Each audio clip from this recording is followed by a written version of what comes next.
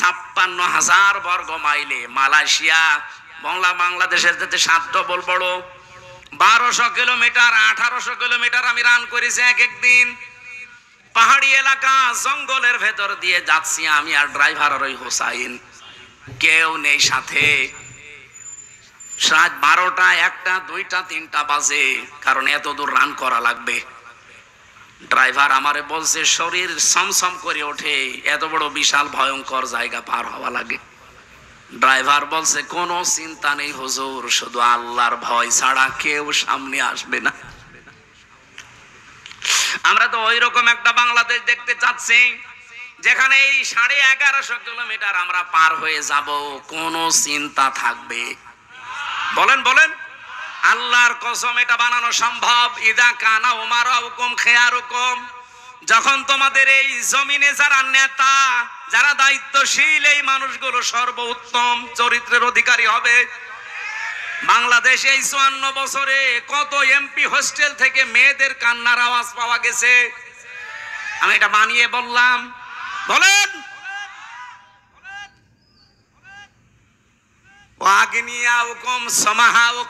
দেশের ধনী মানুষগুলো যখন দানশীল হবে,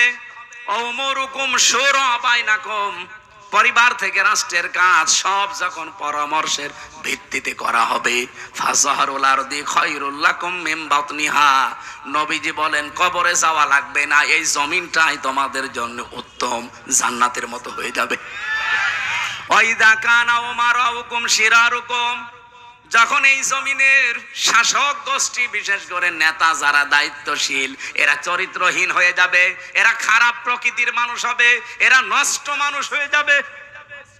ওয়াগনিয়াউকুম বুখালাউকুম, যখন জমিনের ধনী মানুষগুলো কৃপণ হয়ে দাঁড়াবে। ওয়াউমুরুকুম ইলা নিসাইকুম, যখন সব পরামর্শ মেয়েদের সাথে করে করা হবে, পরিবার থেকে রাষ্ট্র পর্যন্ত সব পরামর্শের কাজগুলো মেয়েদের সাথে করে হবে। আমি নবী বলছি তখন জমিনের উপরে আর থাকার দরকার নেই, কবরে চলে যাও, ভালো লাগবে। আমরা কবরে এখনই যেতে চাই না। হাদিসের এই 2টা পাথের প্রথম পাঠটা তৈরি করার সময় এখন বাংলাদেশে চলে এসেছে। কথা বলেন না কেন? এদেশে এখন সত্যি যদি 300 এমপির ভেতরে 151 জন এবার আল্লাহর কসম যদি ইসলাম কোরআন বুকে নিয়ে যেতে পারে, এমন একটা দেশ আমাদেরকে উপহার দিতে পারবে, কিয়ামতের আগে দেশে ইসলামের কাছ থেকে কেউ নিতে পারবে না। এই জন্যই জালেমদের এত ভয়, এই জন্যই দাদাদের এত ভয়। দাদারা ভালো করে জানে যে একবার যদি দেশে ইসলাম রাষ্ট্রের ক্ষমতায় চলে যায়, আর ওদের যা চরিত্র, ওরা তো 1 বছরে 26 দিনে অলরেডি অনেক কিছু দেখিয়ে ফেলেছে। বাংলার মানুষ এখন বিশ্বাস করতে আরম্ভ করেছে। সুতরাং এরা যদি যেতে পারে, এদের যেমন কোন চরিত্রের খারাপ কিছু পাওয়া যায়নি, যদিও আমাদের অধিকাংশ দোষ মিথ্যা দেওয়া হয়। বাংলাদেশে 54 বছরে ইসলামের উপরে যত দোষ দিয়েছে ইসলাম পন্থীদের উপরে, সবগুলোই মিথ্যা বানোয়াট। তার ভেতরে একটা রক কাটা, এটা মিথ্যা কথা, ডাহা মিথ্যা কথা। রক কাটে যারা, তাদের নামে বদনাম নেই। যারা রক কাটা দেখলে আরো ভয় করে, তাদের নামে বদনাম। 14 বংশ যাদের রাজাকার, তাদের নামে এ দোষ নেই। শুধু আত্মীয়তা করে আমি ফেসে গেছি। 37 জন রাজাকার বাংলাদেশ জামাত ইসলামীতে, তাও ওদের বানানো রিপোর্ট অনুযায়ী। তারপরে 11 জন মরে গেছে। এরপরে কয়েকজন অসুস্থ, তাদের আর নড়াচড়ার ক্ষমতা নেই। আর যারা এই স্লোগান তোলে এখন, তাদের 1040 জন অলরেডি তাদের তালিকায় আছে রাজাকারের। হাজর যদি এসে বলে শুই যে তোর পেছনে বিশাল ফোঁটা, ওরে ছড়ানো দরকার না। আমার তো ফুটো একটা, আর ওর কত হাজার হাজার, ওর 1040টা ফুটো, আর আমার একটা নিয়ম ইতিহাস। সুতরাং এই বানোয়াট বিষয় সব ঢাকা পড়ে যাবে। আগামীতে একটু আসতে দেন সময়, যেহেতু আসতেছে, আমরা যদি কাজে লাগাতে না পারি, এই তো 54 বছর চলছে, 154 বছরও আপনি আর মুখ দেখাতে পারবেন না। আর আপনি না আর 100 বছর বাঁচলেন বলেন, যদি এই জমিনে দিন কায়েম না হয়, এভাবে শয়তানের তৈরি করা আইন দিয়ে চলতে থাকে, আপনি কি দিয়ে মুখ দেখাবেন কবরে? কারণ কবরে যতগুলো প্রশ্ন, নামাজের প্রশ্ন নেই, রোজার প্রশ্ন নেই, যাকাতের প্রশ্ন নেই, সবগুলো প্রশ্ন আপনি দেখেন এই জমিনের উপরে এই বিষয়গুলো নিয়ে তৈরি করা। মার রব্বুকা, তোমার রব কে ছিল? রবের 19টা অর্থ হয়। সামারাইজ করে যদি 5টা বলতে হয়, তার প্রথম অর্থ রব মানে লালন পালনকারী, রব মানে সৃষ্টিকর্তা, রব মানে আইনদাতা। আপনি যদি কবরে বলেও ফেলেন যে আমার রব আল্লাহ, ফেরেশতা কিন্তু এক চড়ে দাঁত মুখ যা আছে সব করে ফেলবে, বলবে রব আল্লাহ মানে রবের যে অর্থ মানে রব মানে আইনদাতা। একটা আইন চলতো, কি বলবেন আপনি? কিছু বলতে পারবেন না। 2 নম্বরে যে লোকটাকে দেখানো হবে যে মান হাজার রজুল, এই লোকটা কে ছিল? আপনি যদি বলেন হাজা নাবিজ্জনা মুহাম্মাদুর রাসূলুল্লাহ, ইনি আমাদের নবী ছিল। নবী মানে কি? না না, নবী শব্দটা নাবা থেকে এসেছে। নাবা মানে সংবাদ। আপনি দেখবেন সংবাদ লিখতে গেলে ইংরেজিতে 4টা অক্ষর লাগে। নিউজ, NEWS, N দিয়ে নর্থ, E দিয়ে ইস্ট, W দিয়ে ওয়েস্ট, S দিয়ে সাউথ। তো তামাম দুনিয়ার কিছু বাকি আছে? তামাম পৃথিবীর সব খবরাখবর দিয়ে আল্লাহ পাক নবীদেরকে পাঠিয়েছিলেন। এই জন্য যাকে দেখানো হবে আপনাকে এই সম্পর্কে ধারণা থাকা লাগবে। আপনি কুষ্টিয়ার খবরই রাখেন না, দেশ তো বাদই দিলাম। আপনাকে খবর রাখা লাগবে। নবী মানে সংবাদ। 3 নম্বরে যেটা বলা হয় মা দিনুকা, তোমার ধর্ম কি, না তোমার জীবন ব্যবস্থা কি। জীবন ব্যবস্থা মানে আপনি যে টয়লেটে যান, এটাও জীবন ব্যবস্থার ভেতরে নেই। বাম পা দিয়ে প্রবেশ করবেন, ডান পা দিয়ে বের হবেন, মাঝখানে 2টা দোয়া পড়বেন, 8-10 মিনিট সময় কাটাবেন। যা সময় কাটিয়েছেন প্রত্যেকটা সময় আপনার ইবাদত। কুষ্টিয়াবাসী টয়লেটের মতো নিকৃষ্ট কাজ 8-10 মিনিট শুধু রসুলের তরিকায় দিন মেনে করলে যদি সওয়াব হয়, তো বাকি জীবনের এখনো 23 ঘন্টা 50 মিনিট এই সময়টা আপনি দিনের উপরে চললে ইবাদত হবে না। মানে কি?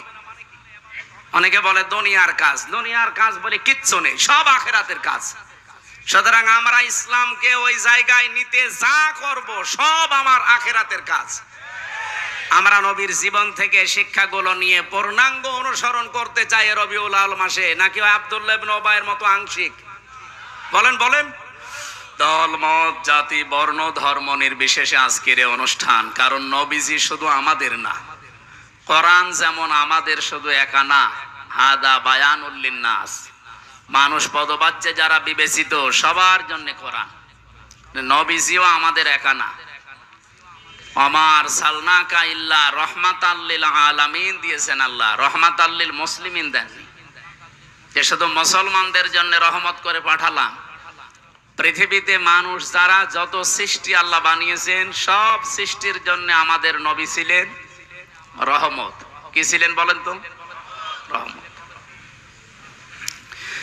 সুতরাং তার জীবনী শোনার জন্য, তার আদর্শের কথাগুলো শোনার জন্য আজকের এই তার জন্মের মাসে আমরা বাংলাদেশে দেখি বিভিন্ন মানুষের জন্ম, মৃত্যু, প্রত্যাবর্তন দিবস এবং জেল থেকে যেদিন বের হয় এবং জেলে যেই দিন যায় এই সমস্ত দিবস পালন করা হয়। কিন্তু যার জীবনী নিয়ে আলোচনা করলে জীবন পরিবর্তন হয়ে যায় বলে আমরা কোরআন এবং হাদিসের বর্ণনায় পাই, তাকে নিয়ে বিশ্বের মানুষেরা ওই রকম কিছু করে না। যেগুলো কিছু করা হয় আমাদের দেশে কিছু বেদাতপন্থী আছে, তারা মানুষের জামার চাইতে গেঞ্জি বড় বানিয়ে ফেলে। যা দরকার এইগুলো নিতে চায় না, ওটভট উল্টা পাল্টা কিছু নিয়ে তার সম্মান মর্যাদা যা আছে ওগুলো বাড়ানোর চাইতে শেষে শিরিক এবং বেদাতের পর্যায়ে চলে যায়। আমরা অন্তত কুষ্টিয়াতে ওইগুলো করব না ইনশাআল্লাহ। 3 নম্বরে আমরা নাম পেয়েছি, এটা সবারই আছে, সেটা হচ্ছে মা আর বাবা। কোরআন হাদিস পড়ে আমি যতটুকু পেয়েছি 3টা রহমত আল্লাহর পক্ষ থেকে সবচাইতে বড় বড় এই পৃথিবীতে এসেছে। 1 নম্বরে কোরআনে কারীম, 2 নম্বরে নবী মুহাম্মদুর রাসূলুল্লাহ, 3 নম্বরে আমাদের মা আর বাবা। তার ভেতরে আমরা কোরআনে কারীম শোনার জন্য এসেছি। 1500 বছর চলছে। এই পৃথিবী প্রমাণ অলরেডি করে দিয়েছে যে কোরআনের ভেতরে সন্দেহ তো নেই, সন্দেহের লেশ পর্যন্ত নেই। K1 super computer. আপনারা যারা শিক্ষিত মানুষ, যারা নাড়াচাড়া করেন, এগুলো জানেন। আমেরিকার নিউ ইয়র্ক সিটিতে একবার ৪,৫০০ ধর্মীয় গ্রন্থ এক জায়গায় করেছিল। একটা একটা করে কম্পিউটারের ভেতরে দেয় পৃষ্ঠাগুলো, ভেতর থেকে লেখা আসে যে এগুলো সঠিক কিনা। আমি আজকে আসার সময় এই তথ্যটা পেলাম। ভালো করে একটু খেয়াল করে দেখেন তো, যা শুনতে আসলেন কত অথেন্টিক এই কিতাবটা। ওখানে প্রত্যেকটি ধর্মীয় গ্রন্থের ব্যাপারে কথা এসেছে যে এর ভেতরে এই জায়গায় সমস্যা আছে, পৃষ্ঠা নাম ধরে ধরে। কোরআনে কারিম ১টা ২টা ৩টা করে ৬,৬৬৬ বলেন আর ৬,২৩৬ বলেন। এই আয়াতগুলো যখন একটা একটা করে দিয়েছে, সর্বশেষ লেখা উঠেছে যে এর ভেতরে কোনো ভুল নেই এবং এইরকম কিতাব পৃথিবীতে বানানো সম্ভব। এখন যারা এতদিন পর্যন্ত পৃথিবীতে শুনেছে যে কোরআনের মতো কোরআন নাকি বানানো সম্ভব না, তারা কিন্তু এবার আশা জেগেছে। না, এতদিন শুনলাম কি মুসলমানদের কাছে, আর এখন দেখছি কি এটা তো বানানো সম্ভব, কিন্তু সময় লাগবে কতদিন? ৬৩,০০০ অক্টিলিয়ন বছর লাগবে। আপনি বোঝেন এই শব্দ কি বললাম? আমরা যারা এখানে গণিত অঙ্ক যাই বলে, এ বিষয়ে যে সমস্ত মানুষ লেখাপড়া করে, হিসাব নিকাশে জিজ্ঞাসা করেন যে অক্টিলিয়ন কাকে বলে। প্রথমে হয় এ বিষয়টা আমরা দেখেছি একক হয়, এরপরে দশক হয়, এরপরে শতক, সহস্র, অযুত, লক্ষ, নিযুত, কোটি, million, billion, trillion, zillion, pillion, এরপরে অক্টিলিয়ন। আপনি হিসাব করে দেখেন তো, এত বছর যদি আপনি বাঁচেন, পুরাটা জীবন এর পেছনে দেওয়া লাগবে, তারপরে এরকম একটা কিতাব আপনি বানাতে পারবেন। এখন যদি মনে করেন না পুরাটা জীবন আমি দিলাম, এরপরে আমার ছেলে দেবে, এরপরে আমার নাতি ছেলে দেবে, এইভাবে না, হবে না। কম্পিউটারে এটাই লেখা এসেছে যে আপনার জীবনে এরকম হায়াত পাওয়া লাগবে এবং পুরাটা জীবন যদি এর পেছনে ব্যয় করতে পারেন, আপনি বানাতে পারবেন। আদম নবী থেকে শুরু করে আজকের দিন পর্যন্ত ৬৩,০০০ অক্টিলিয়ন বছর কারো জীবনের হায়াত আছে। কিয়ামত পর্যন্ত কেউ পাবে এরকম হায়াত? দিন যত যাচ্ছে হায়াত আরো কমতেছে।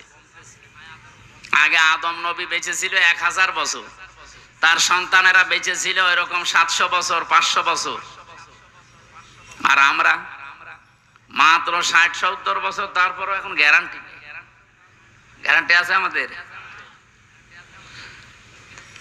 তো এই জন্য এটা আর সম্ভব না। যা শুনতে এসেছেন এমন একটা কিতাব, বিশ্ব নবীকে আল্লাহ সতর্কবাণী দিয়েছেন, মানে কত বড় অথেন্টিক সেই কথা বোঝাতে আমি বলছি। সূরা হাক্কাত ৪৪ নম্বর আয়াত।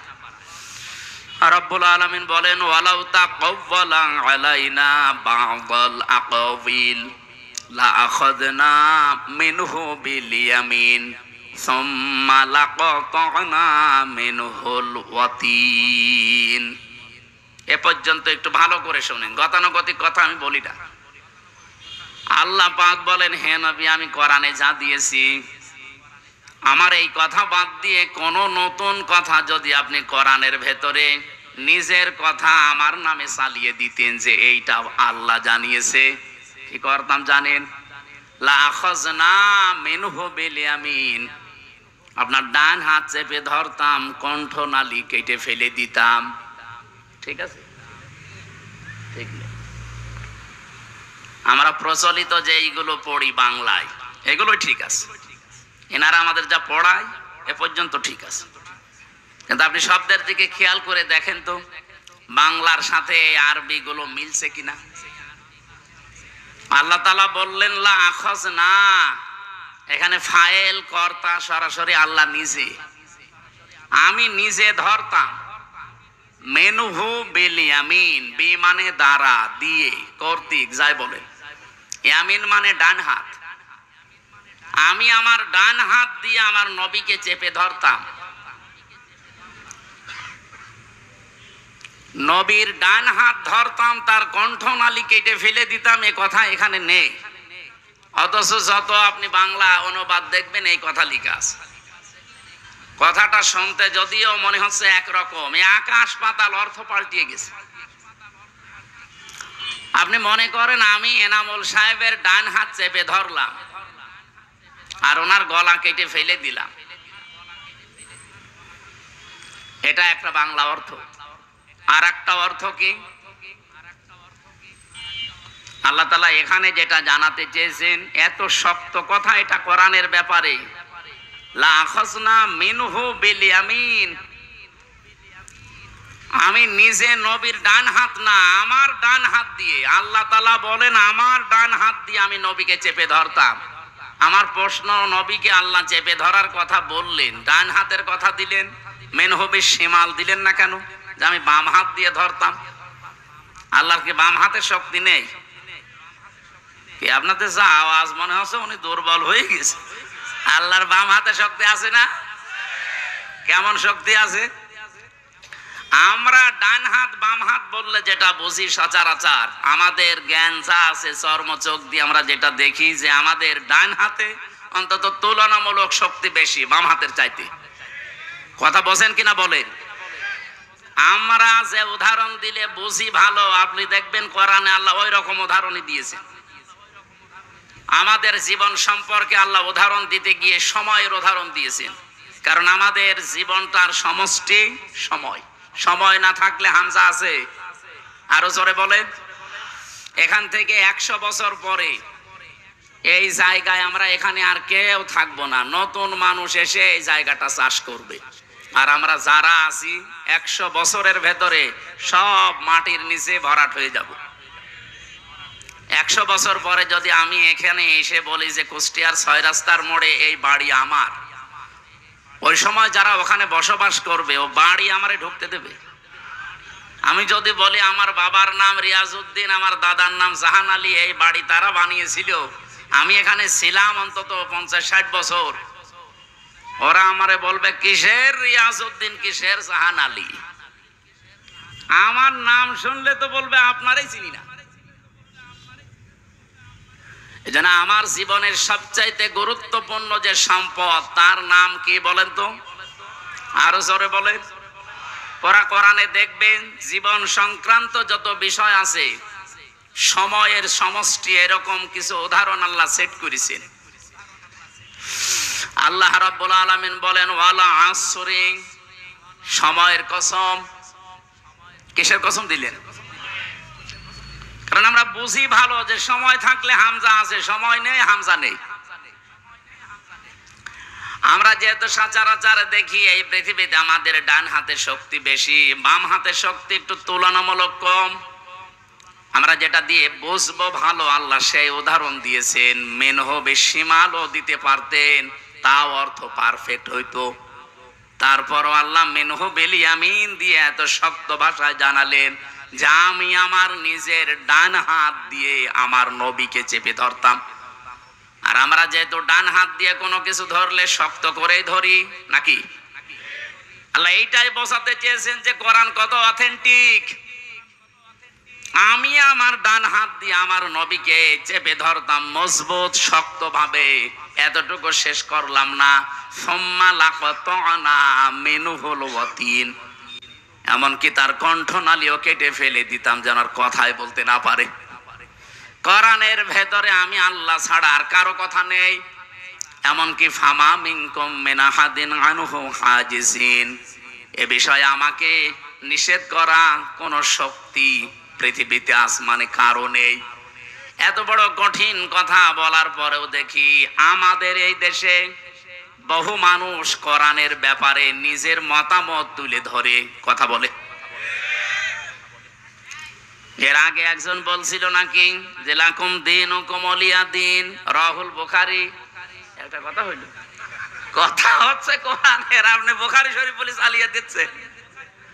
নবীজি যদি কোরআনের ভেতরে কোনো কথা চালিয়ে দেয়, তাই তার ডান হাত না তাকে চেপে ধরে ডান হাত দিয়ে তার কণ্ঠনালী কেটে ফেলার কথা। এত বড় কঠিন হুঁশিয়ারি, আর সেই জায়গায় বুখারী শরীফের হাদিস আপনি কোরআন বলে চালিয়ে দিচ্ছেন। কোরআনের আয়াত বুখারী শরীফ বলে চালাচ্ছে। আমার মনে হয় যদি ওহী নাজিল হওয়ার সিস্টেম থাকতো, ওই মহিলার সব কাটা পড়ে যেত, যে যেই বলে সেই কথা, যে লাকুম দীনুকুম ওয়ালিয়া দীন, রাহুল বুখারী।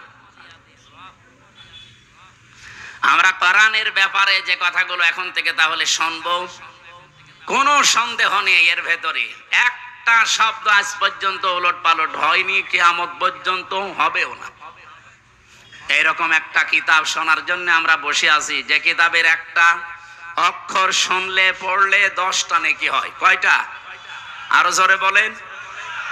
ইন্নাল্লাযী লাইসা ফি জাওফিহি শাইউম মিনাল কুরআনি কাল বাইতিল খরিব।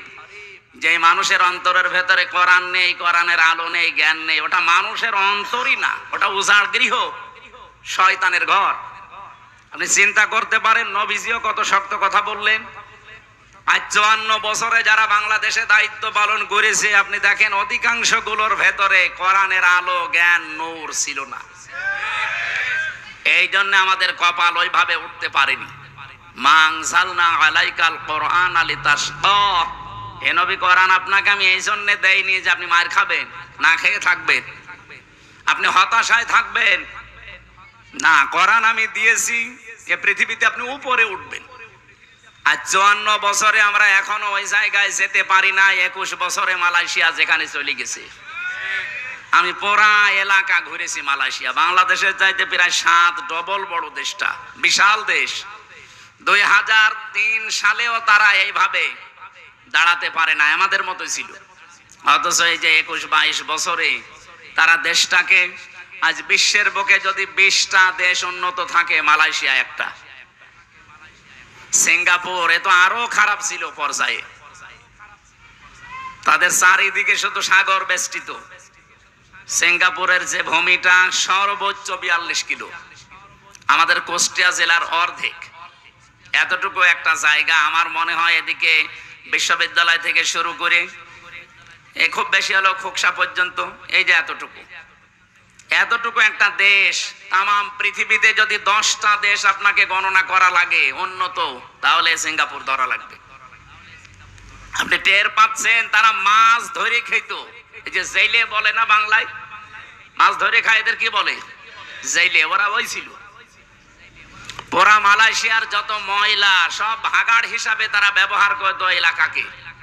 এই যে মাছ এবং গরু, ছাগল, মহিষ এগুলো জবাই করে করে রক্ত, এই ময়লাগুলো সব এখানে ফেলা, এই জায়গা ছিল সিঙ্গাপুর। তো তারা আজ সততার কারণে, তাদের তো আর ঈমান নেই। 100 জনের 95 জন তারা অমুসলিম, মাত্র 5 জন মুসলমান সেখানে। কিন্তু দাঁড়িয়ে যাওয়ার পেছনে আমি কারণ দেখেছি শুধু তাদের সততা, এবং তারা মানুষকে ধোঁকা দেয় না। আমরা এই দেশে এই 2টা জিনিস যদি এস্টাবলিশ করতে পারি, যে এই দেশে আমরা যারা আসবো সামনে সততা নিয়ে আসতে চাই, আর সততা তৈরি হয় পৃথিবীতে উৎকৃষ্ট মানের সততা এই কোরআনের জ্ঞানের দ্বারা। কিসের দ্বারা বলেন তো? বাংলাদেশে বিশেষ করে আমি তো এ দেশের প্রায় থানায় 630টা থানায় আমি গেছি। আমি দেখেছি একটা জিনিস ঝামেলা আছে এই দেশে, এদেশে আর ভারতে। আমরা এই রবিউল আউয়াল মাস আসলে নবীর মহব্বতে এমন অবস্থা তৈরি হয়ে যায় আমাদের, বিশেষ করে চট্টগ্রাম আর সিলেটের মানুষের। এরা আয়াত পড়ে বেশিরভাগ সূরা মায়েদার এই 9 নম্বর আয়াতটা, 15 নম্বর আয়াতটার শেষের অংশটা বেশি পড়া হয়। ক্বাদ জাআকুম মিনাল্লাহি নূরুন ওয়া কিতাবুম মুবিন। অবশ্যই আল্লাহর পক্ষ থেকে তোমাদের কাছে এসেছে স্পষ্ট নূর, কিতাব। এখানে তারা ব্যাখ্যা করতে গিয়ে আমি দেখেছি, বিশেষ করে চট্টগ্রাম আর সিলেটের মানুষেরা, তারা বলতে চায় এখানে নূর মানে মুহাম্মদুর রাসূলুল্লাহ, আর কিতাব মানে কোরআন শরীফ। অথচ যারা তাফসীর পড়ে গভীরভাবে বোঝে, এর পরের যে আয়াত আপনি দেখেন, কোন আয়াতের তাফসীর করতে হলে উসুলে তাফসীরের মূল নীতি যে 15টা, তার ভেতর একটা এইটা আছে যে আগের আয়াত পরের আয়াতের সাথে কি সম্পর্ক আছে, এটা আপনাকে জানা লাগবে। না তো আন্দাজে এক আয়াত থেকে তাফসীর করতে গেলে আপনি ভুল করে ফেলবেন। এটা মূল নীতির ভেতরে পড়ে। এর পরের আয়াত আগের আয়াতের দিকে একটু খেয়াল করলে এটা কিন্তু সমাধান হয়ে যায়। বাংলাদেশে যেটা নিয়ে আমরা আজ অনেকে কাফের পর্যন্ত ফতোয়া দিতে দ্বিধাবোধ করি না, যারা নবীকে নূরের তৈরি মনে করে না তারা নাকি কাফের, এই কথা অনেকে বলে না। যদিও আমাদের এই সমস্ত জেলায় এগুলো কম। আপনি চট্টগ্রামে যান, আপনার জানাজায় বন্ধ করে দিবে, এমন কড়া। ওরা মিঠা সন্নি, কড়া সন্নি, আরো বিভিন্ন নাম নিয়েছে। তা আমি এই শব্দটা পড়তে গিয়ে দেখলাম আল্লাহ রাব্বুল আলামিন এখানে ক্বাদ জাআকুম মিনাল্লাহি নূরুন ওয়া কিতাবুম মুবিন এই শব্দ বলার পরেই এরপরে এইগুলো যে সব এক জিনিস তার প্রমাণ দিয়েছেন পরের আয়াতে। আলেমদেরকে বলছি বাড়ি যে একটু মিলাবেন, শব্দটা দেখবেন। এখানে আছে অবশ্যই আল্লাহর পক্ষ থেকে এসেছে নূর, স্পষ্ট কিতাব। এখানে নূর ও যা স্পষ্ট কিতাবতা, এর প্রমাণ আল্লাহ পরের শব্দে দিয়েছেন ইয়াহদি বিহিল্লাহ, তিনি হেদায়েত দান করেন এইটার দ্বারা। এই যে বিহি, এটা এক বছর না বহু বছর?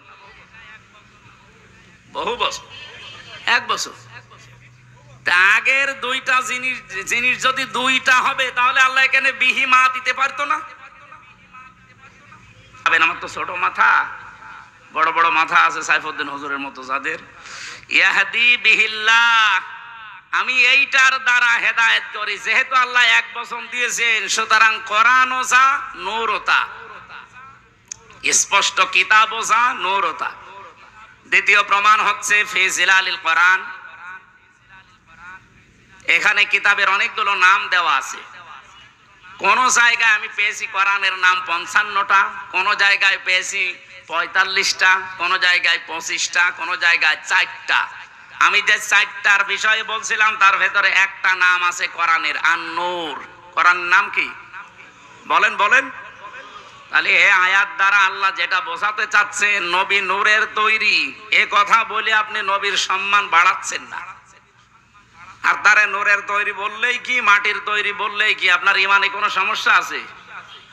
এইটা যেহেতু আমাদের সিলেবাসের অন্তর্ভুক্ত না, মরণের পরে বিষয়ে গুরুত্বপূর্ণ কোনো প্রশ্ন নেই, সুতরাং এইটা নিয়ে কেওয়াজ করে সময় নষ্ট করার কোনো দরকার নেই। আমি কথা আশা করি বোঝাতে পেরেছি। সুতরাং এমন কোরআন আমরা শুনতে এসেছি, এর ভেতরে কোনো ভেজাল নেই। সুতরাং যে আল্লাহ আমাদেরকে আজকে নিয়ে আসলেন এখানে, আমরা খুশি। কারণ এক একটি অক্ষর শুনলে বুঝলে আপনার ইমানের মান এবং ইখলাস অনুযায়ী কমপক্ষে তো 10টা নেকি পাবেনই, সর্বোচ্চ 700 পর্যন্ত নেকি পাবেন ইনশাআল্লাহ। আল্লাহ আমাদেরকে সর্বোত্তমটা যেন আমাদের ইমান অনুযায়ী দান করেন, বলেন আমিন। দরুদ আর সালাম পাঠ করার মাধ্যমে আমরা তেলাওয়াতকৃত আয়াতে যাচ্ছি। আমরা পড়েছি সূরা আনআম 50 নম্বর আয়াতের শেষের অংশটুকু। আমরা যে সমস্ত 1 নম্বরে এটা সিরাত ইবনে হিশামের ভেতর থেকে বলছি, বিশ্ব নবী পৃথিবীতে আসার পরে সর্বপ্রথম যেই মহিলার দুধ পান করেছিলেন ওনার নাম উম্মে আইমান। দ্বিতীয় যে মহিলার দুধ আল্লাহর নবী তার আপন মা বাপ দিয়ে পান করেছিলেন, এ মহিলার নাম হযরতে হালিমাতুস সাদিয়া রাদিয়াল্লাহু তাআলা আনহা। সিরাত ইবনে হিশাম, এ মহিলা এসে যখন নবীকে কোলে তুলে নিয়েছে, ডান স্তন দিয়েছে, তিনি পান করলেন। বাম স্তন মুখে লাগিয়েছে, উনি মুখ বের করে নিলেন। হযরতে হালিমা বলেন, 1 বার 2 বার 3 বার তার মুখে আমি স্তন দিলাম, 3 বারে তিনি বের করে দিলেন। চোখের ইশারা দিয়ে আমাকে জানাতে চাই, মা হালিমা জোর করেন কেন? আমি জানি আপনার একটা সন্তান আছে, তার নাম আব্দুল্লাহ। আমি তো ডান স্তন আমার হক অধিকার ছিল, আমি পান করেছি। বাম স্তন আমার এটা অধিকার না, আমার হকও না, এটা আমার দুধ ভাই আব্দুল্লাহর অধিকার।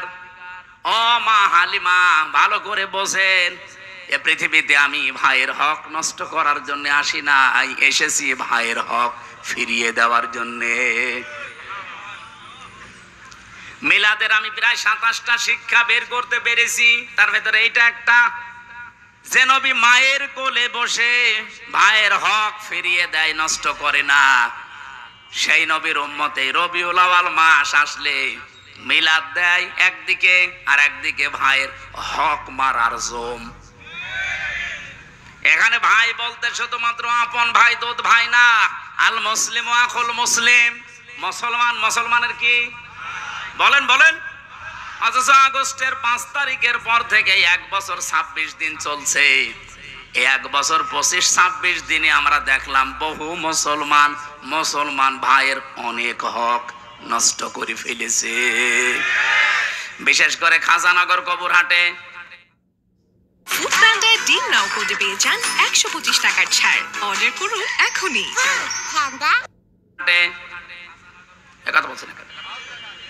কত মানুষ এই জায়গাতে দেখলাম, হাজার হাজার লক্ষ লক্ষ কোটি টাকা তারা অলরেডি শুধু চাঁদাবাজির মাধ্যমে, অথচ চাঁদাবাজি করে এই টাকা দিয়ে আবার এই রবিউল আউয়াল মাস আসলে আমারে ডাক দিয়ে বলে হুজুর মিলাদ পড়িয়ে দিন। কিসের টাকা? চাঁদাবাজির টাকা। বিশ্বনবী মায়ের কোলে বসে ভাইয়ের হক নষ্ট করে না, আর আপনি এত বড় হয়ে গেছেন রবিউল আউয়াল মাসে মিলাদ দেবেন। কি দিয়ে মিলাদ দিচ্ছেন? একটা একটা করে যদি এখন নিচে নামা হয় আমার মনে হয় আমি সবাই ধরা খেয়ে যাব।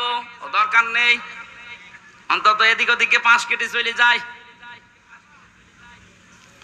এবার আমার প্রশ্ন, এই পৃথিবীতে বিশ্ব নবী আসার পর থেকে আজকের এই দিন পর্যন্ত বহু মানুষ নবীর শুধু মিলাদ, জন্ম এইটা মেনেছে, খুশি হয়েছে, বেজার হয়েছে, কিন্তু নবীর আদর্শ যেটা, সিরাত যেটা, তার জীবনী যেটা, শুধু জন্ম বৃত্তান্ত না, তার জীবনী, এই কথাগুলো যখনই তাদেরকে মানতে বলা হয়, এ মানুষগুলো শুধু মিলাদ মানতে রাজি, সিরাত মানতে রাজি না। আমি সেই প্রথম থেকে আরম্ভ করছি, নবীর আপন চাচা আমি 11 জনের নাম পেয়েছি, তার ভেতরে 4 জনের বেশি আলোচনা হয় আমাদের। 2 জন চাচা মিলাদও মেনেছে, সিরাতও মেনেছে, এই 2 জনেই জান্নাতি। আর 2 জন চাচা শুধু জন্ম মিলাদ মেনেছে, সিরাত তারা মানে নাই, 2 জনেই জাহান্নামী। একজন আবু তালেব আর একজন আবু লাহাব, এ 2 জনই আপন চাচা। আপনি তাদের পুরা জীবনী পড়ে দেখেন। আমি তো আবু লাহাবের পুরা জীবন পড়েছি, আবু তালেবেরও জীবন পড়েছি। ওরা নবীর মিলাদে, জন্মে এত খুশি ছিল, নিজের কাজের মেয়ে সোয়াইবিয়াকে পর্যন্ত আজাদ করে দিয়েছে, মুক্ত করে দিয়েছে, টাকা দিয়ে কিনে নিয়ে আসা মেয়ে, কাজের মেয়ে, দাসীবাদী। এত খুশি হয়েছে নবীর জন্মে যে আমার ভাই আব্দুল্লাহ নেই, আমার ভাইয়ের ঘরে একটা সন্তান এসেছে, এই খুশির সংবাদ দেওয়ার কারণে আমি তোরে মুক্ত করে দিলাম। আবু তালেব এত খুশি ছিল নবীর জন্মে, বিশ্ব নবীর জন্মে সে খুশি শুধু না, নিজের ছেলে আলীকে কোনোদিন কাছে রাখে নাই, মুহাম্মদুর রাসূলুল্লাহকে রাতের বেলা কাছে রাখতো। এই 2 জন চাচার জীবনী পড়ে সর্বশেষ যেটা পেয়েছি, যখনই তাদের কাছে নবীজির সিরাত, তার আদর্শের কথা নবীজি তুলে ধরলেন, এই 2 জন লোক তো মানেই নাই।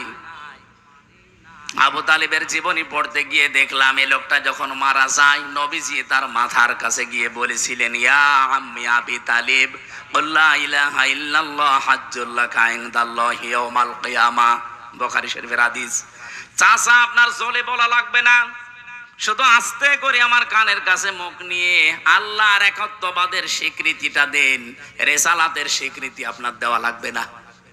শুধু বলেন লা ইলাহা ইল্লাল্লাহ মুহাম্মাদুর রাসূলুল্লাহ বলার দরকার নেই, এটা আমি নিজে জানি। শুধু আপনি আল্লাহরটা দেন, আমি আপনাকে গ্যারান্টি দিচ্ছি এই মুহূর্তে কিয়ামতের দিন আল্লাহর সামনে আপনার ব্যাপারে আমি ঝগড়া করে জান্নাতে দিয়ে যাব। পাশে দাঁড়িয়েছিল আবু জেহেল, আবু সুফিয়ান, ডাক দিয়ে বলে, নেতা পড়বা, সারা জীবন বাপ দাদার ধর্ম মানলে এখন নতুন ধর্ম অনুসরণ করে কলঙ্কিত হবা, মানুষ তোমাকে কাপুরুষ বলবে, ভীরু বলবে, সারা পৃথিবীতে একটা বদনাম হয়ে যাবে তোমার। ও আর পড়ে নাই, ডাক দিয়ে বলে, মোহাম্মদ ভাতিজা আমার, তোমাকে আমি ভালোবাসি, তোমার সেই জন্মের দিন থেকে আজকের এ পর্যন্ত আমি তোমার পেছনে আছি, কিন্তু তোমার এই আদর্শটা আমি মানতে পারলাম না। তোমার নিয়ে আসা এই আদর্শ মেনে নিলে আমি মারা যাব, এখন মানুষ আমার বদনাম বের করবে, তুমি আমারে মাফ করে দিও। বলেন তো মাফ করার মালিক কি নবীজি না আল্লাহ? সঙ্গে সঙ্গে করেন আয়াত নাজিল হয়েছে, ইন্নাকা লা তাহদি মান আহবাবতা ওয়ালাকিন্নাল্লাহা ইয়াহদি মাইয়াশা। হে নবী, আপনি যাকে ভালোবাসেন তাকে হেদায়েত দিতে পারেন না, বরং আমি আল্লাহ যাকে চাই তাকে হেদায়েত দান করি। আর আপনার চাইতে আমি অনেক বেশি ভালো জানি। আলামু ইসমে তাফসিল, এটা সুপারলেটিভ ডিগ্রি। আপনার চাইতে আমি অনেক বেশি ভালো জানি যে হেদায়েতটা পাবে কে। এই লোকটা আপনার মিলাদে খুশি ছিল, আপনার জন্মে খুশি ছিল, সারাটা জীবন আপনাকে বাড়িতে রেখে খাওয়িয়েছে, লালন পালন করেছে, কোলে নিয়েছে, কাকে নিয়েছে, পিঠে নিয়েছে, মাথায় নিয়েছে, কিন্তু আপনি আদর্শের কথা বলতে গেলে এই লোকটার মানে নাই। এই জন্য আমি আল্লাহ তাকে মাফও করি নাই।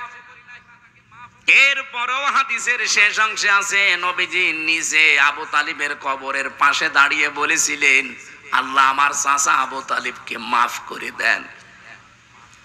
সঙ্গে সঙ্গে জিবরাইল এসে বলে, হে নবী হাত নামান। কার জন্য হাত তুলেছেন?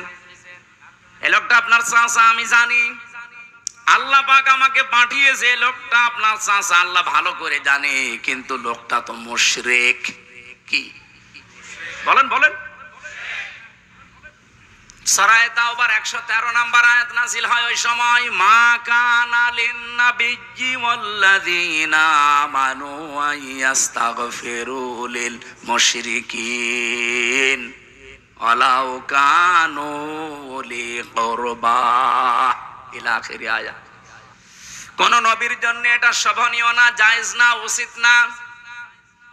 শুধু মুমিন নবী না, মা কানা লিন-নাবিয়্যি ওয়াল্লাযীনা আমানু, এবং ঈমানদারদের জন্য এটা জায়েজ নেই যে কোন মুশরিক যদি মারা যায় তার জন্য আল্লাহর কাছে ক্ষমা চাবে, মাফ চাবে।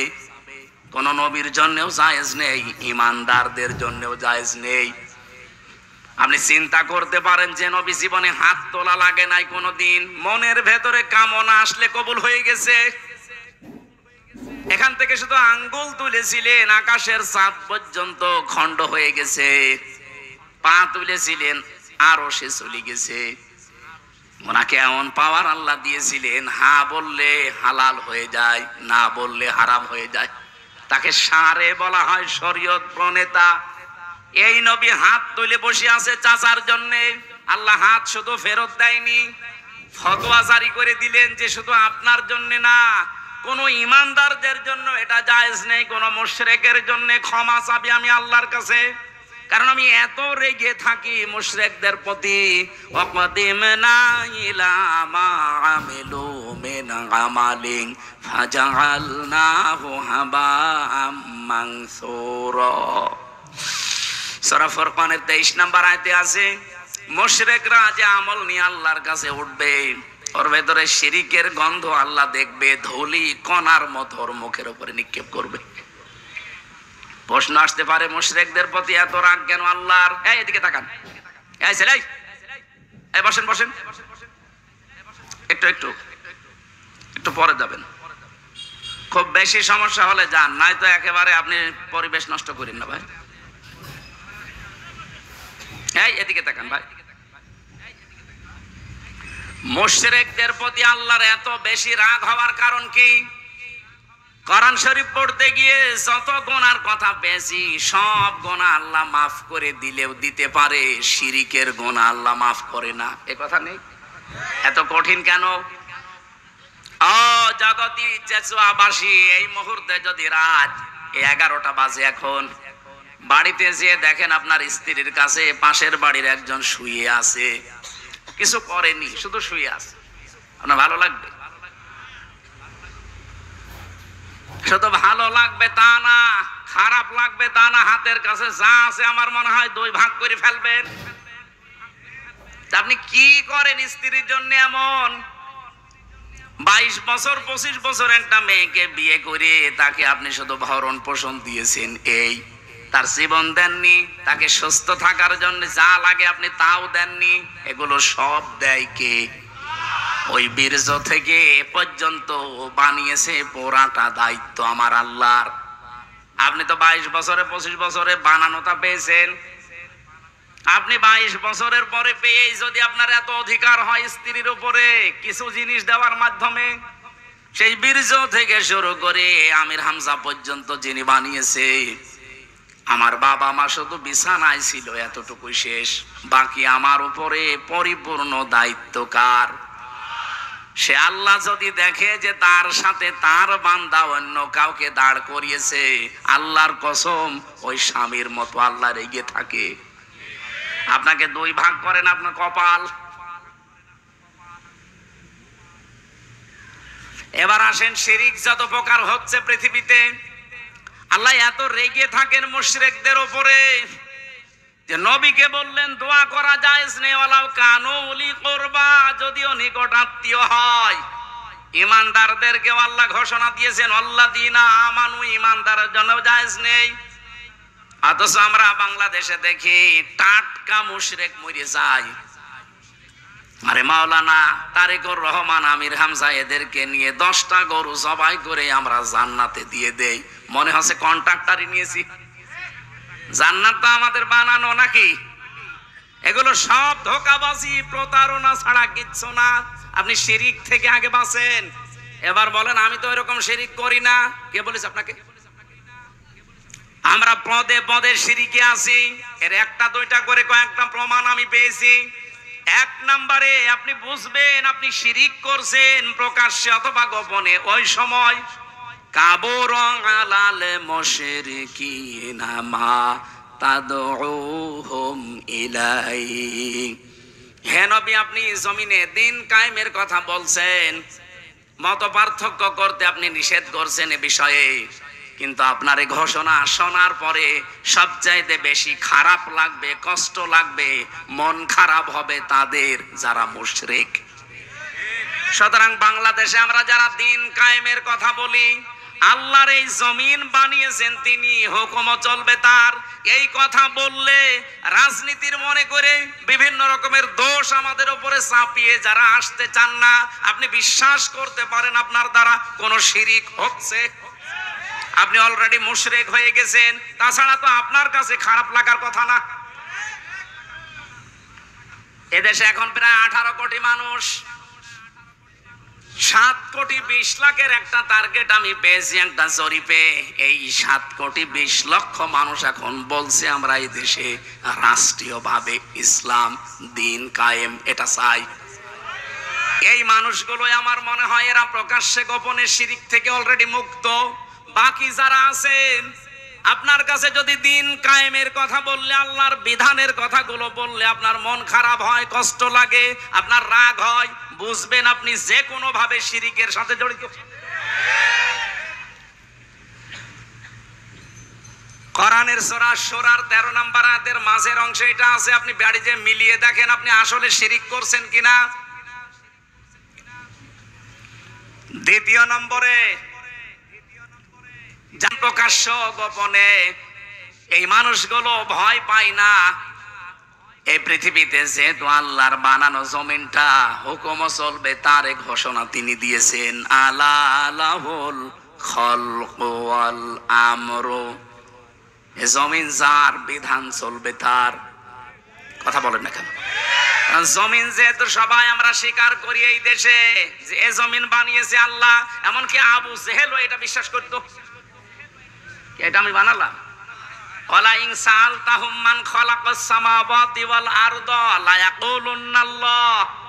হে নবী, আপনি আবু জেহেলকেও যদি জিজ্ঞাসা করেন যে আকাশ আর জমিন কে বানিয়েছে, ও গ্যারান্টি দিয়ে বলবে লা ইয়াকুলুনাল্লাহ, লামে তাকিদ নুনে সাকিলা, ও গ্যারান্টি দিয়ে বলবে আল্লাহ বানিয়েছে। তাহলে আবু জেহেল কি ইমানদার ছিল? বলেন বলেন।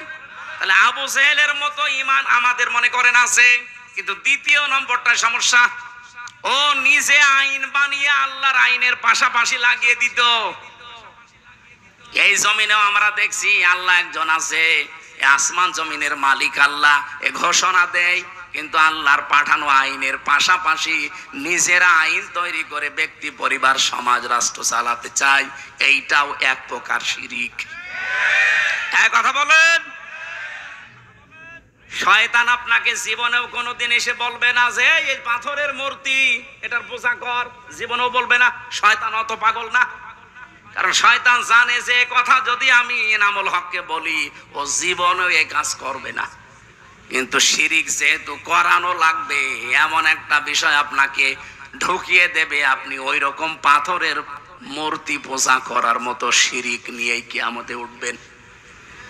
আল্লাহ বানিয়েছে জমিন, আইন চলবে তার, সেখানে আল্লাহর বাইরে কোনো আইন যদি কেউ বানিয়ে পাশাপাশি চালাতে চায়, এটাও মূর্তি পূজার মতোই শিরিক।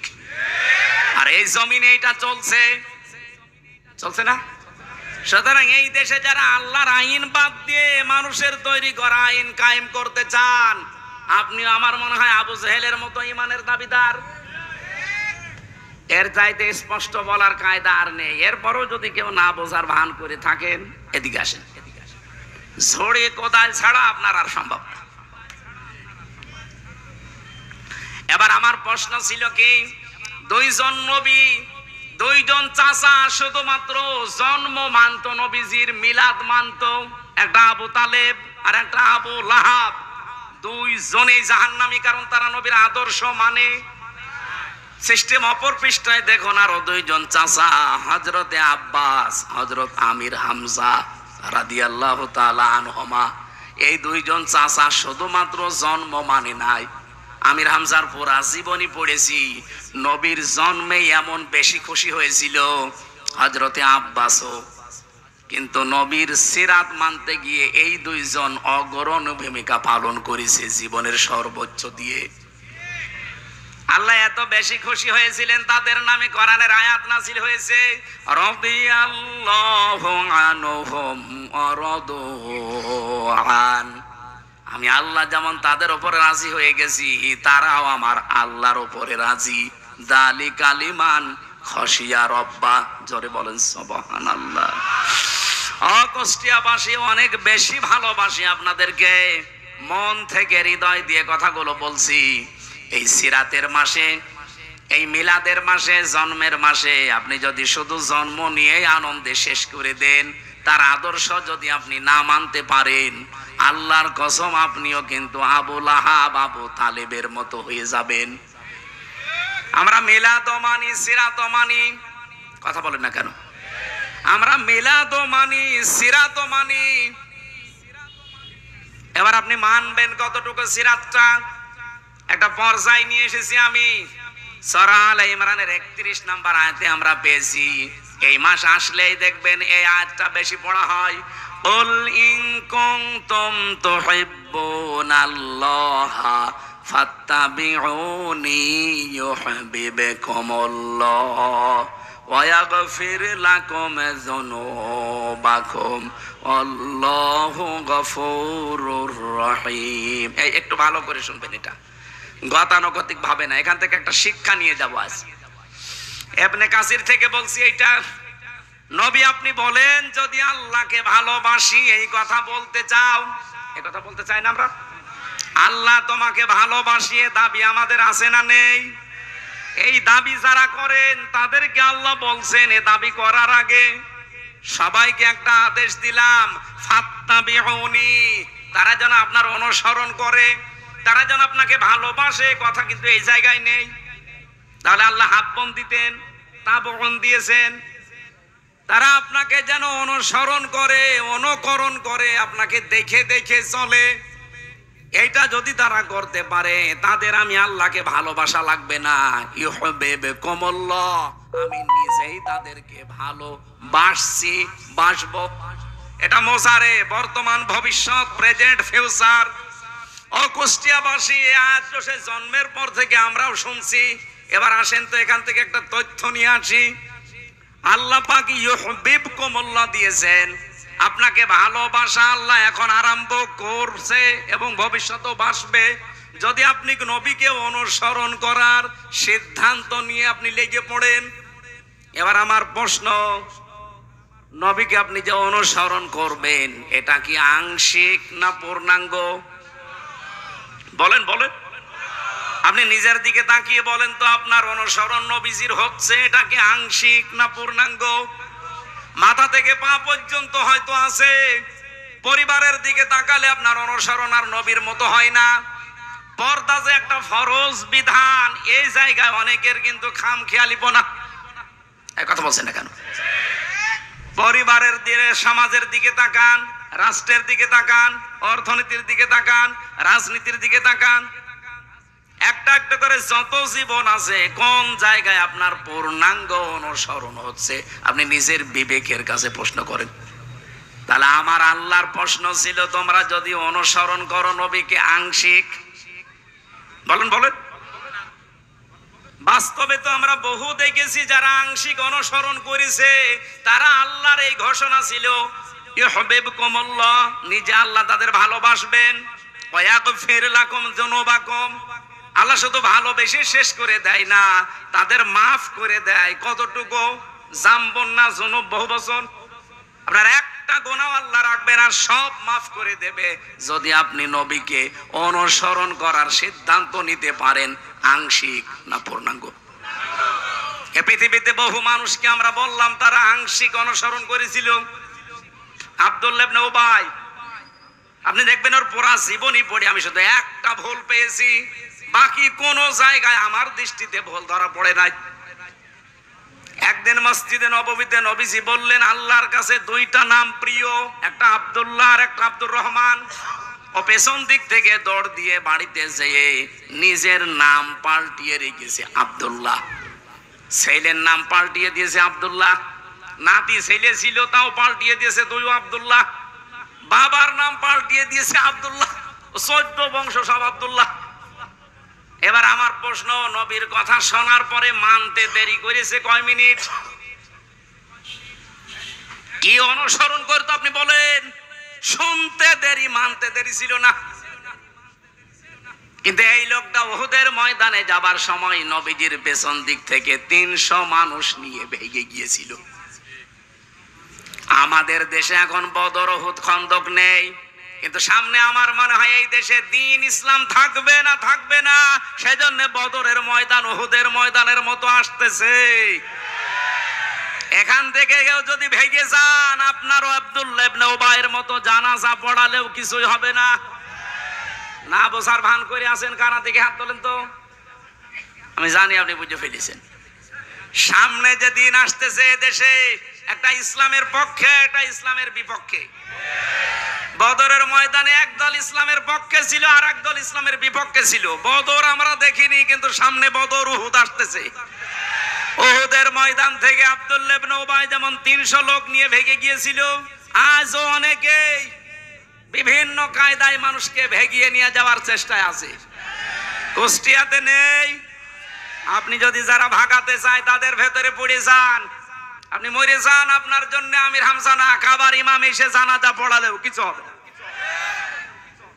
ওই দিন নবীজি নিজে জানাজা পড়িয়েছে এই লোকটার, 22 জন সাহাবী কাতার সোজা করে জানাজা চলছে।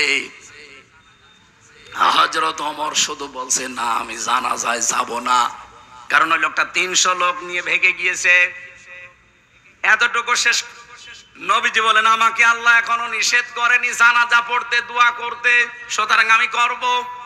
নিজের জামা মোবারক খুলে বললেন, ওর জানাজার কাফন বানিয়ে দেন, কবর খুঁড়ে নিজের হাতে লাশ রাখবেন, জানাজার নামাজ পড়ে। আমি তাফসির থেকে বলছি, এটা আধুনিক তাফসির যেগুলো আছে আপনি দেখবেন, মুফাসসির বর্ণনা করেন হযরতে ওমর শুধু যায়নি, বাকি 22 জন সাহাবী কাতারে দাঁড়িয়ে আছে। প্রথম তাকবীর দেওয়ার পরে ফেরেশতা জিবরাইল এসে সূরা তাওবার 80 নাম্বার আয়াত নিয়ে হাজির। ইস্তাগফির লাহুম আও লা তাস্তাগফির লাহুম ইন তাস্তাগফির লাহুম 70 মাররাতান। এ পর্যন্ত শেষ আয়াত, কিন্তু এখনো শেষ হয়নি। আমি আলেমদেরকে বলছি একটু ভালো করে মিলান তো।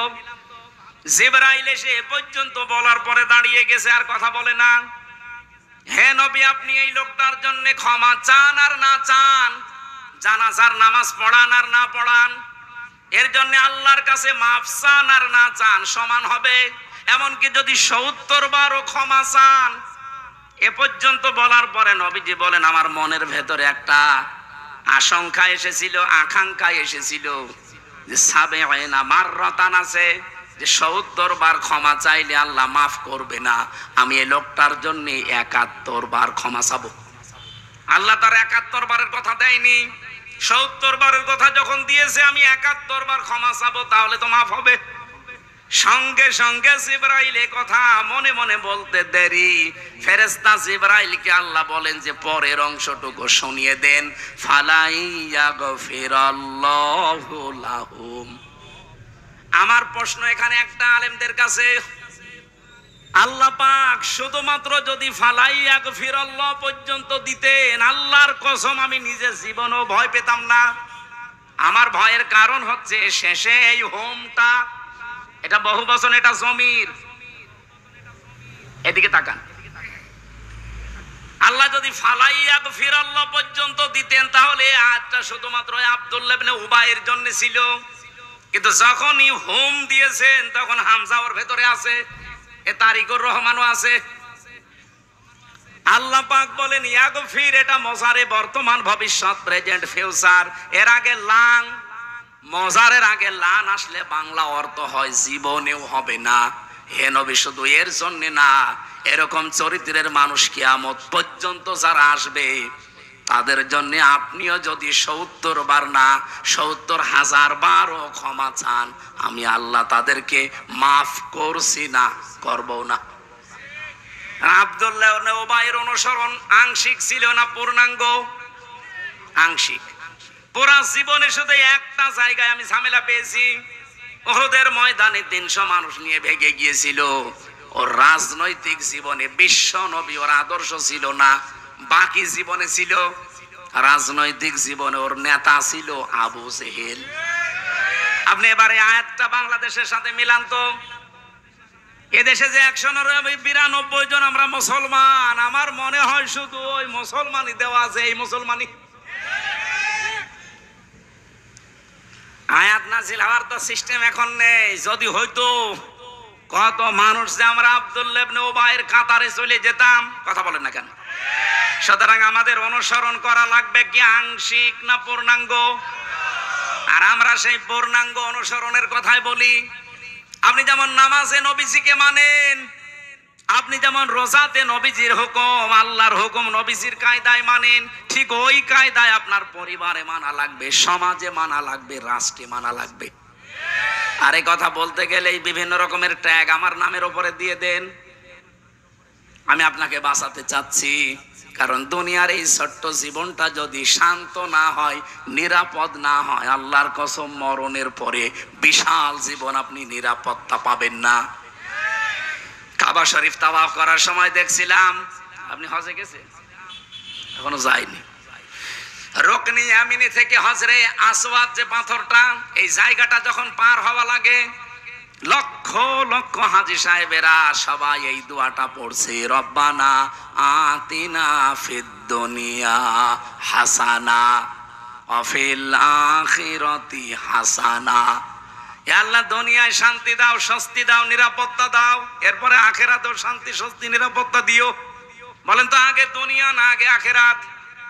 বলেন বলেন। এই ৫৬,০০০ বর্গ মাইল এখনো পর্যন্ত আমরা নিরাপত্তা দিতে পারি নাই, আমরা সেইটা দিতে চাই। এবার এমন একটা দেশ আমরা আল্লাহর নবীর অনুসরণের মাধ্যমে কোরআন দিয়ে বানাতে চাই।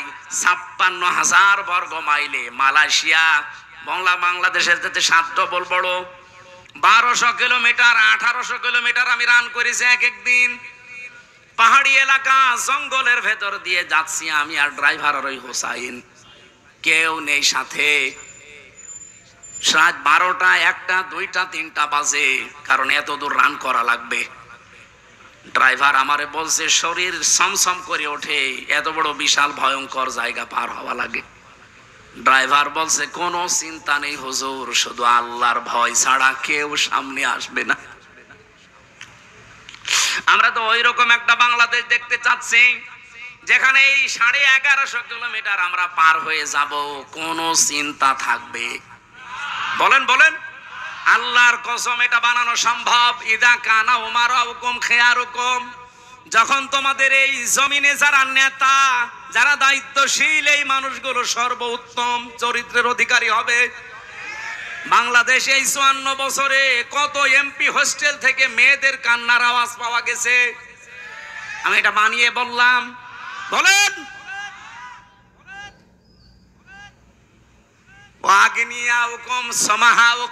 দেশের ধনী মানুষগুলো যখন দানশীল হবে, পরিবার থেকে রাষ্ট্রের কাজ সব যখন পরামর্শের ভিত্তিতে করা হবে,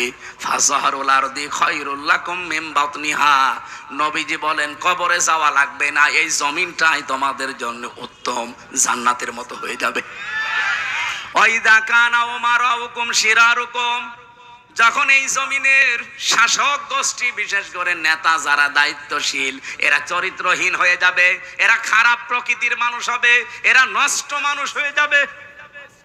ওয়াগনিয়াউকুম বুখালাউকুম, যখন জমিনের ধনী মানুষগুলো কৃপণ হয়ে দাঁড়াবে। ওয়াউমুরুকুম ইলা নিসাইকুম, যখন সব পরামর্শ মেয়েদের সাথে করে করা হবে, পরিবার থেকে রাষ্ট্র পর্যন্ত সব পরামর্শের কাজগুলো মেয়েদের সাথে করে হবে। আমি নবী বলছি তখন জমিনের উপরে আর থাকার দরকার নেই, কবরে চলে যাও, ভালো লাগবে। আমরা কবরে এখনই যেতে চাই না। হাদিসের এই দুইটা পাথের প্রথম পাঠটা তৈরি করার সময় এখন বাংলাদেশে চলে এসেছে। কথা বলেন না কেন?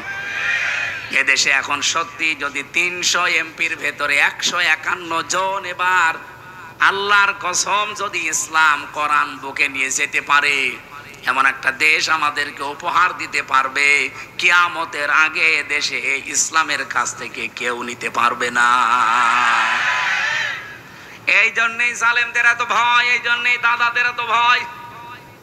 দাদারা ভালো করে জানে যে একবার যদি দেশে ইসলাম রাষ্ট্রের ক্ষমতায় চলে যায়, আর ওদের যা চরিত্র, ওরা তো ১ বছরে ২৬ দিনে অলরেডি অনেক কিছু দেখিয়ে ফেলেছে। বাংলার মানুষ এখন বিশ্বাস করতে আরম্ভ করেছে। সুতরাং এরা যদি যেতে পারে, এদের যেমন কোন চরিত্রের খারাপ কিছু পাওয়া যায়নি, যদিও আমাদের অধিকাংশ দোষ মিথ্যা দেওয়া হয়। বাংলাদেশে ৫৪ বছরে ইসলামের উপরে যত দোষ দিয়েছে ইসলাম পন্থীদের উপরে, সবগুলোই মিথ্যা বানোয়াট। তার ভেতরে একটা রক কাটা, এটা মিথ্যা কথা, ডাহা মিথ্যা কথা। রক কাটে যারা, তাদের নামে বদনাম নেই। যারা রক কাটা দেখলে আরো ভয় করে, তাদের নামে বদনাম। ১৪ বংশ যাদের রাজাকার, তাদের নামে এ দোষ নেই। শুধু আত্মীয়তা করে আমি ফেসে গেছি। ৩৭ জন রাজাকার বাংলাদেশ জামাত ইসলামীতে, তাও ওদের বানানো রিপোর্ট অনুযায়ী। তারপরে ১১ জন মরে গেছে। এরপরে কয়েকজন অসুস্থ, তাদের আর নড়াচড়ার ক্ষমতা নেই। আর যারা এই স্লোগান তোলে এখন, তাদের ১০৪০ জন অলরেডি তাদের তালিকায় আছে রাজাকারের। হাজর যদি এসে বলে শুই যে তোর পেছনে বিশাল ফোঁটা, ওরে ছড়ানো দরকার না। আমার তো ফুটো একটা, আর ওর কত হাজার হাজার, ওর ১০৪০টা ফুটো, আর আমার একটা নিয়ম ইতিহাস। সুতরাং এই বানোয়াট বিষয় সব ঢাকা পড়ে যাবে। আগামীতে একটু আসতে দেন, সময় যেহেতু আসতেছে, আমরা যদি কাজে লাগাতে না পারি, এই তো ৫৪ বছর চলছে, ১৫৪ বছরও আপনি আর মুখ দেখাতে পারবেন না। আর আপনি না আর ১০০ বছর বাঁচলেন বলেন, যদি এই জমিনে দিন কায়েম না হয়, এভাবে শয়তানের তৈরি করা আইন দিয়ে চলতে থাকে, আপনি কি দিয়ে মুখ দেখাবেন কবরে? কারণ কবরে যতগুলো প্রশ্ন, নামাজের প্রশ্ন নেই, রোজার প্রশ্ন নেই, যাকাতের প্রশ্ন নেই, সবগুলো প্রশ্ন আপনি দেখেন এই জমিনের উপরে এই বিষয়গুলো নিয়ে তৈরি করা। মার রব্বুকা, তোমার রব কে ছিল? রবের ১৯টা অর্থ হয়। সামারাইজ করে যদি ৫টা বলতে হয়, তার প্রথম অর্থ রব মানে লালন পালনকারী, রব মানে সৃষ্টিকর্তা, রব মানে আইনদাতা। আপনি যদি কবরে বলেও ফেলেন যে আমার রব আল্লাহ, ফেরেশতা কিন্তু এক চড়ে দাঁত মুখ যা আছে সব করে ফেলবে, বলবে রব আল্লাহ মানে, রবের যে অর্থ মানে রব মানে আইনদাতা। একটা আইন চলতো, কি বলবেন আপনি? কিছু বলতে পারবেন না। ২ নম্বরে যে লোকটাকে দেখানো হবে যে মান হাজার রজুল, এই লোকটা কে ছিল? আপনি যদি বলেন হাজা নাবিজ্জনা মুহাম্মাদুর রাসূলুল্লাহ, ইনি আমাদের নবী ছিল, নবী মানে কি? না না, নবী শব্দটা নাবা থেকে এসেছে। নাবা মানে সংবাদ। আপনি দেখবেন সংবাদ লিখতে গেলে ইংরেজিতে 4টা অক্ষর লাগে। নিউজ, NEWS, N দিয়ে নর্থ, E দিয়ে ইস্ট, W দিয়ে ওয়েস্ট, S দিয়ে সাউথ। তো তামাম দুনিয়ার কিছু বাকি আছে? তামাম পৃথিবীর সব খবরাখবর দিয়ে আল্লাহ পাক নবীদেরকে পাঠিয়েছিলেন। এই জন্য যাকে দেখানো হবে আপনাকে এই সম্পর্কে ধারণা থাকা লাগবে। আপনি কুষ্টিয়ার খবরই রাখেন না, দেশ তো বাদই দিলাম। আপনাকে খবর রাখা লাগবে। নবী মানে সংবাদ। 3 নম্বরে যেটা বলা হয়, মা দিনুকা, তোমার ধর্ম কি, না তোমার জীবন ব্যবস্থা কি। জীবন ব্যবস্থা মানে আপনি যে টয়লেটে যান, এটাও জীবন ব্যবস্থার ভেতরে নেই। বাম পা দিয়ে প্রবেশ করবেন, ডান পা দিয়ে বের হবেন, মাঝখানে 2টা দোয়া পড়বেন, 8-10 মিনিট সময় কাটাবেন। যা সময় কাটিয়েছেন প্রত্যেকটা সময় আপনার ইবাদত। কুষ্টিয়াবাসী টয়লেটের মতো নিকৃষ্ট কাজ 8-10 মিনিট শুধু রসুলের তরিকায় দিন মেনে করলে যদি সওয়াব হয়, তো বাকি জীবনের এখনো 23 ঘন্টা 50 মিনিট, এই সময়টা আপনি দিনের উপরে চললে ইবাদত হবে না মানে কি? অনেকে বলে দুনিয়ার কাজ। দুনিয়ার কাজ বলে কিচ্ছু নেই, সব আখিরাতের কাজ। সুতরাং আমরা ইসলামকে ওই জায়গায় নিতে যা করব সব আমার আখিরাতের কাজ। আমরা নবীর জীবন থেকে শিক্ষাগুলো নিয়ে পূর্ণাঙ্গ অনুসরণ করতে চাই রবিউল আউয়াল মাসে, নাকি ওই আব্দুল্লাহ ইবনে উবাইয়ের মতো আংশিক? বলেন বলেন। শুরু নামের আগে মুফতি শব্দ, মাওলানা শব্দ বাদ দিলে নাকি শিরক হয়, বিষয়টা বলবেন মেহেরবানি করে। কি বলে? নামের আগে মুফতি শব্দ, মাওলানা শব্দ দিলে শিরক হয় কেন? মুফতি শব্দের শাব্দিক অর্থ হচ্ছে ফতোয়া দানকারী। 2 নম্বরে মাওলানা শব্দের শাব্দিক অর্থ হচ্ছে আমাদের অভিভাবক বা আমাদের পথ প্রদর্শক। আমাদের দেশে এই শব্দটা ব্যবহার করা হয় সম্মানসূচক শব্দ হিসাবে। যারা শরীয়তের বিধানের বিষয়গুলো জানাশোনার মাধ্যমে মানুষকে জানাতে পারে, তাদের নামে আমরা এই দেশে একটা সার্টিফিকেট বানিয়েছে যে কামেল পাস করলে, দাওরা পাস করলে মাওলানা দেওয়া হয়। এটাকে আল্লাহ রাসূল দিয়েছে। এই শব্দটা আমাদের নামের সাথে লাগালে শিরিক হবে। ওনারা যে হুয়া মাওলানা ওয়া আলাল্লাহি ফালাতাওয়াক্কালিল মুতাওয়াক্কিলুন নাকি একটা আয়াত আছে না সূরা তাওবায়, এইটা নিয়ে আলোচনা করে না। এই বিষয়গুলো ঠিক না। আল্লাহুম্মা আমিন। লা ইলাহা ইল্লা আনতা সুবহানাক ইন্নী কুনতু মিনাজ জালিমিন। আল্লাহুম্মা গফিরলি ওয়ারহামনি ওয়াহদিনি ওয়াফিনি ওয়ারযুকনি ইয়া রাব্বাল আলামিন। সারাটা জীবন অপরাধ করে জীবনটা নষ্ট করে ফেলেছি। হাত উঠায় কথা বলবো ভয় করে, লজ্জা করে। জীবনের দিকে তাকালে জাহান্নামের আগুন ছাড়া কিছুই দেখতে পাই না। আল্লাহ আমাদের অপরাধের দিকে তাকিও না, তোমার রহমতের দিকে তাকাও। জিন্দেগীর গুনাহগুলো এই মুহূর্তে মাফ করে দাও রব্বুল আলামিন। নবীর জন্মের মাস রবিউল আউয়াল আরম্ভ হয়ে গেছে। 1 বছর পরে মাসটা আমাদের কাছে আসে। তার জীবনী থেকে, তার আদর্শ থেকে, তার সিরাত থেকে যেগুলো নেওয়া দরকার ওইগুলো নেওয়ার তৌফিক দাও। যেগুলো ছেড়ে দেওয়া দরকার ওইগুলো ছেড়ে দেওয়ার সুযোগ দাও। ওমা আতাকুমুর রাসূলু ফাখুযুহু ওমা নাহাকুম আনহু ফান্তাহু। এই আজটা আমাদের জীবনে তুমি মিলিয়ে দাও। মাহফিলের আয়োজনে যারা ব্যস্ত ছিল, এই মাহফিলের কমিটিদেরকে কবুল করে নাও। বিভিন্ন মানুষ তো আমরা দেখি তাদের বাবার জীবনী, তাদের স্বামীর জীবনী, চাচার জীবনী, নেতার জীবনী তারা শোনায়। আল্লাহ আমরা আমাদের নেতার জীবনী শোনানোর জন্য না, আমরা নবীর জীবনী শোনাতে ব্যস্ত আছি। এই জন্য আমাদের এই আয়োজনটা আজকে কবুল করে নাও। সম্মানিত সভাপতি অধ্যাপক আবুল হাশেম সহ যত আলেম ওলামা এখানে এসেছে, আলেমদেরকে আলেম হিসাবে কবুল করে নাও। আমরা যারা রোগী আছি আমাদেরকে রোগ শোক থেকে বাঁচাও। মা বোনেরা অনেকেই বিভিন্ন জায়গায় বসে আছে, আল্লাহ মায়েদেরকে বোনেদেরকে ফাতিমাতুজ জাহরার মতো, খাদিজাতুল কুবরার মতো বানিয়ে দাও। নবীর আদর্শটা আংশিক না পূর্ণাঙ্গ অনুসরণ করার সুযোগ আমাদের দান করো। প্রশাসনের যা ভাইরা এসেছে সততার সাথে এই কুষ্টিয়ার বুকে দায়িত্ব পালন করার তৌফিক দাও। প্রশাসনকে বিশেষ করে পুলিশ বিভাগকে বানিয়েছিল হযরতে ওমর রাদিয়াল্লাহু তাআলা আনহু। আল্লাহ তিনি যে উদ্দেশ্য নিয়ে বানিয়েছিলেন সেই মহান উদ্দেশ্য সফল করার তৌফিক বাংলার প্রশাসনকে দিয়ে দাও। আগামীর দেশটা তুমি কোরআনের হাতে একটু তুলে দাও। আমরা চেষ্টা চালাচ্ছি, সফলতা দেওয়ার মালিক তুমি।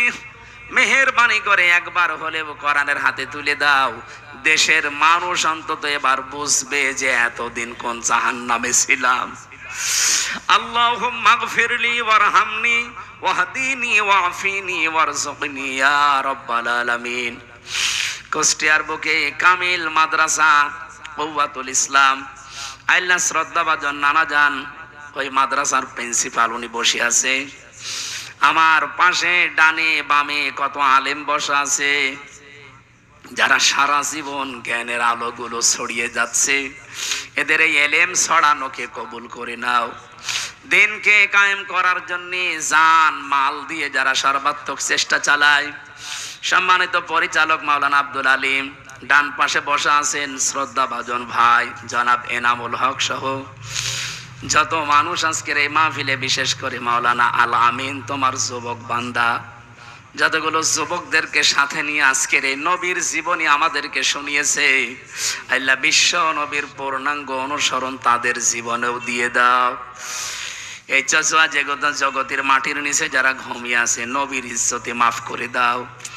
আগামীর কুষ্টিয়াকে তুমি কোরআনের জন্য কবুল করো। বারাকাল্লাহু লানা ওয়া লাকুম ফিল কোরআনিল আযীম। আল্লাহ কত মানুষ আমি এই যে হাসপাতালে পড়ে আছে দেখতে পাচ্ছি, এই মানুষগুলোকে শেফায়ে কামেলা আজেলা নসিব করো। আগামীতে অনুষ্ঠানটা কোরআনের প্রচারে, নবীর আদর্শ প্রচারে আরো বিশাল আকারে কবুল করে নাও। কখন কার কাছে আজরাইল চলে আসে জানি না, যখনই আসবে জীবনের শেষ কথা যেন এটা বলতে পারি, লা ইলাহা ইল্লাল্লাহু মুহাম্মাদুর রাসূলুল্লাহ।